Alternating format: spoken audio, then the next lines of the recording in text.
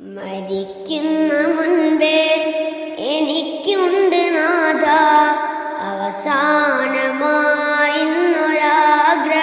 മുന്നിൽ. അടുത്തൊരു ജന്മം എനിക്കായി തരുമെങ്കിൽ എനിക്കെൻ്റെ ഉമ്മാൻ്റെ മകനാവണം.